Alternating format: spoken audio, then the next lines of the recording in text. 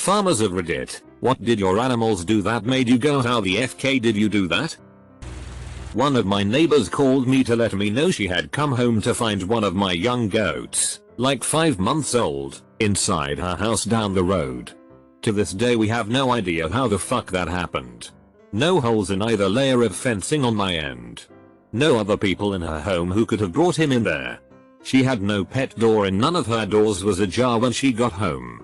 She did however have a few open windows on her second story, so we are thinking maybe he climbed a tree next to her house and jumped. But goats usually aren't very graceful or precise creatures, so no clue how honestly. Full grown Nubian goat, taking about 3/3. 5 feet tall at the shoulders. A good 150-170 lbs. Squeezed her bitchy fat ass through the 2x2 foot pop door in the chicken cooperative. For no other reason but to see what was in there. Then proceeded to climb up the 1 foot wide, 4 feet long particle board gangplank to the raised roosts and laying boxes when I tried to get the out of the coop through the man door. I still have no idea how a dinky ramp we built from scrap for chickens held her fat ass. She then taught her shorter but fatter daughter how to do it. This was done multiple times until fencing was altered so they couldn't get to the coop at all.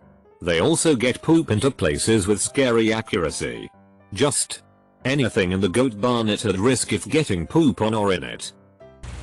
Our cat was a stray that someone dumped, and she hung around our place for a while before we actually took her in. During that time, my grandma had gotten her hip replaced, and her nurses were worried she might trip on the cat while trying to get in the car for physical therapy appointments. So my grandma decided to let one of the nurses take the cat to the Humane Society, which was at least a few miles away, down many busy streets and a highway. 2 days after she took the cat there, I opened the door, and the cat was sitting right on the front stoop, looking peeved off. My grandma let her in, and said okay. She lives here now. I had a goat that would turn the barn lights off and on at night. No clue why he did it. And he always shut them off after turning them on. We weren't sure exactly WHO was working the light switch, but suspected it was him. He was a fairly bright individual. No pun intended. It was confirmed that it was indeed Chevy flipping them on off when we gifted him to a lady who fell in love with him when visiting the farm. And the lights had not been turned on by anything other than a human since. Had a donkey that would open gates for the horses and cows. Then he'd just walk through the fence into a closed pasture. I'd get back from running errands and the place would be a shitshow. The horses would be destroying the hay barn and the cows were in the neighbor's hay fields or tearing up the lawn. And the donkey is off on his own like he had nothing to do with it. Edit. Yes. This donkey inspired my username. We have a multiple who likes to wear my husband's underwear sometimes when we aren't home. He would raid the underwear drawer and somehow get the boxes on him the same way a human would wear them, with one of his hind legs through each leg hole. Then he would sit on the bed where he's not allowed. I guess he would just hang out and pretend to be people until we came home and, usually, caught him in the act. Once saw a cow that had tried to jump a 5-bar gate but not quite made it. The metal gate was bent at the top and one half of the cow was on one side and the other half on the other side with middle very squeezed. If I remember, we had to hold the cow so she wouldn't do more damage and get a metal cutter to take the gate to pieces. I worked in the office in the end of barn with a small window to my right. I was doing the wages and the light went out. It was the limousine bull looking in to make sure I'd got his wages right. I'm a wildlife rescuer and carer that I look after young and injured Australian wildlife before they are ready to be released back into the wild. My wombats always climb into my front loading washing machine. They also dig under fences and that lets the kangaroos move into different paddocks, so sometimes we find them in places we didn't sort put them and get very confused. Not a farmer, but mum has kept dogs, cats, alpacas, goats and pigs. One dog decided to run away and was found 40 miles away a day later, when she was so frail that she could hardly run. Also came home one day to her standing on the kitchen table surrounded by breadcrumbs with no chairs nearby. Cats we saw hunting a dozen miles from home on a long bike ride. They were home in time for tea. Alpacas don't do anything interesting ever. Pigs are pretty smart, so don't do anything dumb. Just don't let them find where you keep their feed. Goats are beyond stupid. Forgetting they have horns and getting their heads stuck in fences. To each other. In their feed buckets. To trees. The worst was, however, less amusing than all the others, where a goat had managed to hang itself by its collar on a tree. My parents' chicken barn was raided by coyote. We lost about half, 20-ish, chickens. We had a really distinctive rooster with huge feathers on his head that was gone after the attack, so we assumed he was dead. About 6 months later he came walking into our yard. My parents live on a mountain with bears, mountain cats, and of course coyotes, but that little fuck made it out in the wild on his own. He died a few years later of natural causes. I let my dogs out one morning and only one of the 3 came back. It wasn't unusual. I thought maybe they were down swimming in the pond and couldn't hear me or something, so I went outside to look for them. I checked the usual places and couldn't find them, so I started looking for tracks while calling them.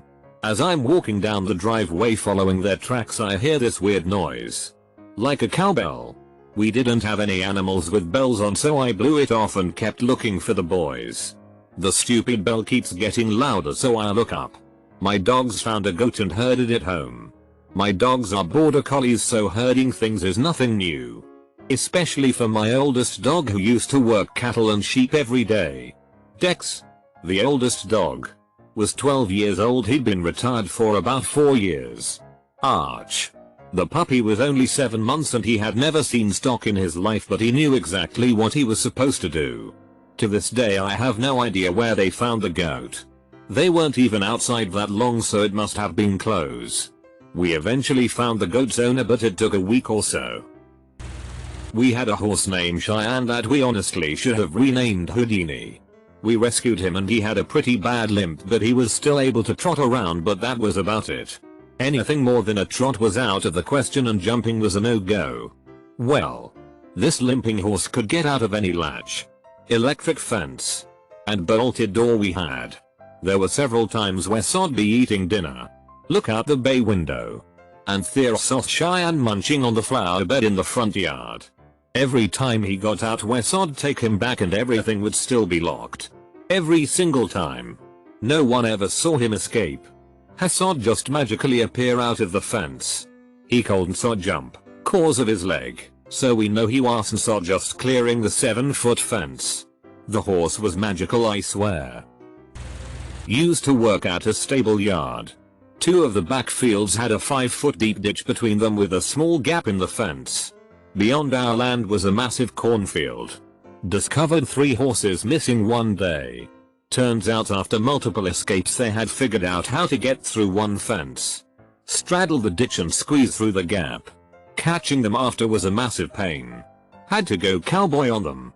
And there was the one horse who would always bite women's bums. Never men. Not really a WTF moment, but kinda wholesome. I was training to work on my university's dairy farm my freshman year. And towards the end of shift the student who was training me said, "Alright, let's go get sugar out of pet pen." Pet pen is a separate section of barn full of box stalls for sick cows and cows around freshening. Amazing is in there too because she is too dumb to figure out how to sit in a free stall.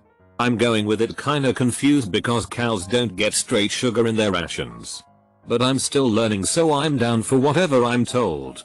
Turns out Sugar is a 1,800-pound brown Swiss cow who could open the gates to pet pen during shift. She would go eat all the hay and TMR of the box stall cows.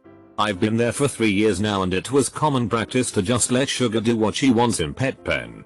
We would just tell her to leave after shift and she would open the gate back up and walk out. She was a hard-working cow and was rated excellent in her last scoring. Not me, but my dad. He grew up near Gettysburg and lived right next to a farm. Had a ton of cows. And a few bulls. He and my grandpa told me a story of how they woke up one morning to see their Bush's garden had been destroyed. And that massive piles of droppings were left in their yard. They took a look farther down the road and the bull is chilling right outside the pen. He wasn't aggressive or anything. Just wanted to snack on my grandma's plants. It never happened again after that. Same farm. But many years later, my dad would bring my mom home to visit and they would see the farm's 2 donkeys strolling down the road. With no supervision. The first time it happened they contacted the owners and they just said, oh yeah, they do that sometimes. Just give them another hour or so and they'll come back. And they always did. They take really good care of all their animals. Because they're both still alive and healthy and I'm in my late teens. The donkeys were a few years old when my parents first saw them. We had a goat that must have somehow been part mountain goat. We would get up in the morning to find him in the most ridiculous places. One morning we found him on the roof of the barn, which had an extremely steep pitch, nearly vertical, and the weirdest part is the roof was several feet off the ground on all sides. And there was nothing anywhere nearby it. The goat didn't want to come down at all, so we had to make a ramp out of a tractor and some scrap wood. My best guess is one of the horses somehow jumped the fence and the goat jumped on its back and onto the roof, spooking the horse, which went back into its own somehow. Either way, the little bastard cost us a bunch of time and effort and kept up with his shenanigans. I worked on a farm for a bit this summer. We had 2 pigs. Their pen had a duck pond and was surrounded by a wire fence. Nice place for them with a pretty large space to move around. They broke through the fence and ran loose around the farm for a while. I wasn't really surprising though, as it wasn't a very strong fence. We moved them to a stronger pen at the side of the barn. One of the walls was made of cinder blocks, the wall leading into the barn. And they broke the bricks. They managed to get inside and we had to lure them back into their pens and rebuild the wall. It's crazy. My granddad worked at a pet store where he did all the maintenance. They had a parrot that was the sweetest thing, very playful and very intelligent. She figured out how to unlatch her cage. So my granddad put a lock on it. A few weeks later, they came in one morning and found the parrot squawking and running around the store, just having a lovely time. They just assumed they'd forgotten to lock the cage that night. Put her back and open up the store as usual. A couple days later and she broke out again. The manager was annoyed and made sure from then on she personally locked the cage. Sure enough, the parrot broke out again. Stunned and mystified, they checked the CCTV of the previous evening and sure enough, they caught her picking the lock to her cage with her claws almost as soon as they left that evening. My granddad ended up fitting 5 or 6 different locks for that one parrot, as she figured out each in turn before they sold her. My dad grew up on a farm, but the funniest story is actually about his dog, which his dad wanted to get rid of. So he left the dog in the woods. Couple hours later the dog showed up back at home. His dad tried again. Actually sold the dog to a family who lived in the nearby town. 2 days later, dog was back. But his dad still didn't give up. Sold the dog again. To a family at least 10 kilometers away in a town the dog had never been to. And again. Dog shows up a couple of days later. My grandfather gave up on getting rid of the dog. Dog lived to be effing 16 years old. 12 would be normal, with just eating leftovers from the dinner table. Still one of my favorite stories of dad's childhood. So when growing up on the farm we had farm dogs. Not for herding or anything like that, but to protect the chickens, ducks and cats.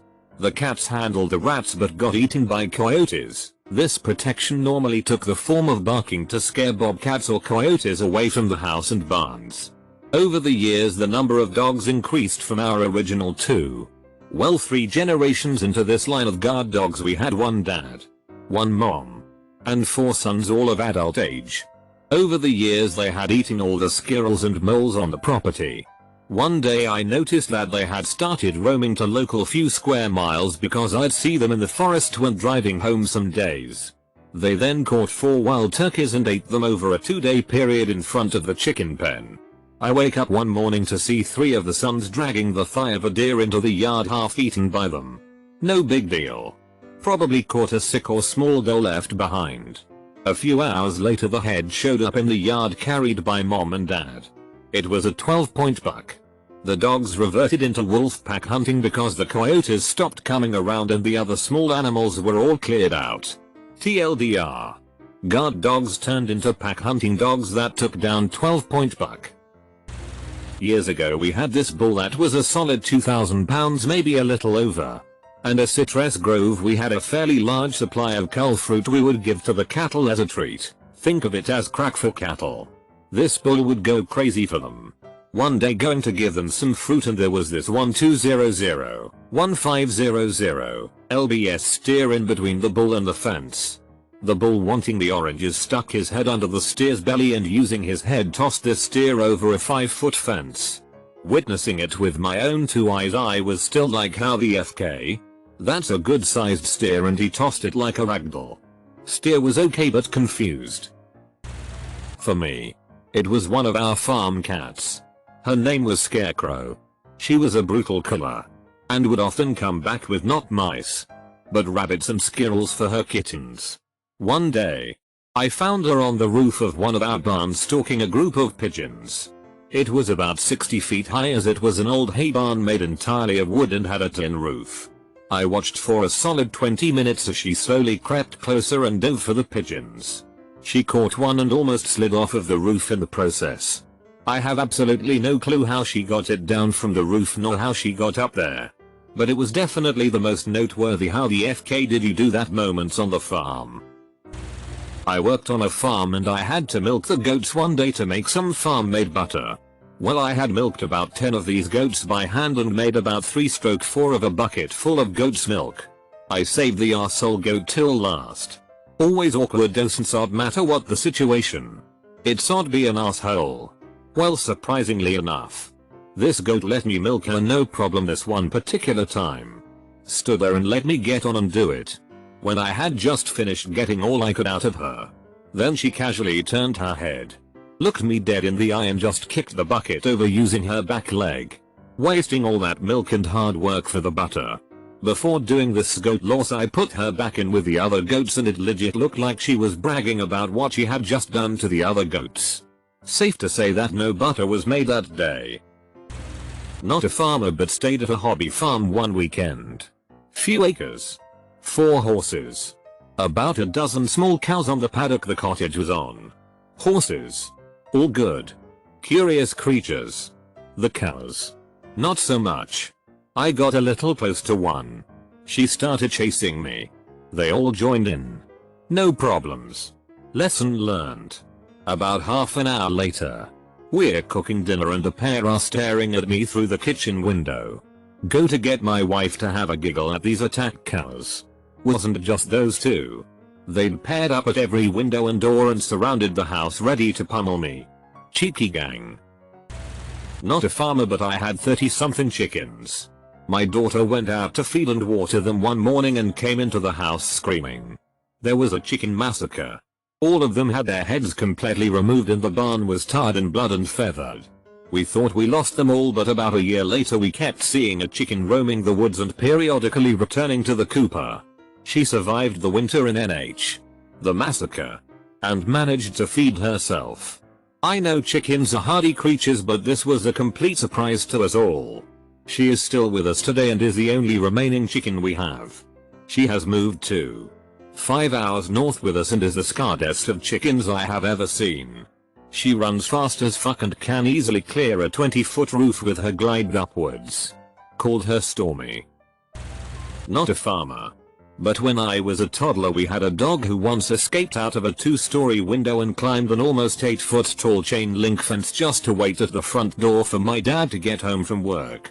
We had another dog who we had to kennel if we were gone during the day because he would get into everything. Well, he started showing up at the door to welcome us home and we couldn't figure out how he was getting out. After a few times my dad set up a camera and this fucking dog was able to bend the kennel bars and wedge his giant body through them. Adopted a 3-year-old Mustang. A wild horse known for being easily spooked and hard to handle. Youse, odd think. When they green broke him at the prison, they nicknamed him Siddeadhead Sir because he wasn't not afraid of anything. We got him when I was 12, so every day after school I would walk to the borders and feed the horses. Fast forward a few years and one day I threw the hay in the feeder. Other horses come running but not Deadhead. Has sauce at the back of the property just standing there. Well, that's sauce weird. I walk over to find 3 of his feet tangled in barbed wire. Not at all injured. Not a drop of blood. Just standing quietly until someone came to rescue him. I got all his feet clear and he ran faster than I've ever seen him run to food.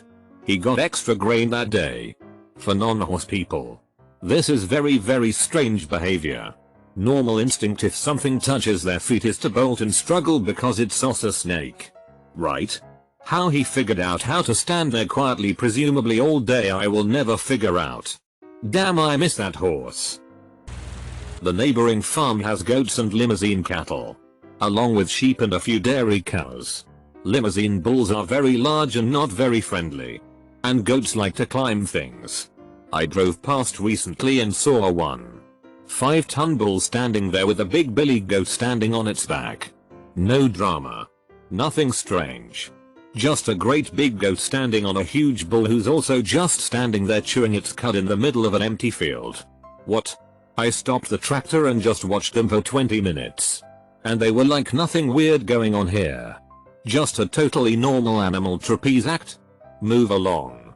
Then a week later I see the bull laying under an apricot tree. With the same goat using it as a boost to get to the fruit it can't reach. That's where it happened.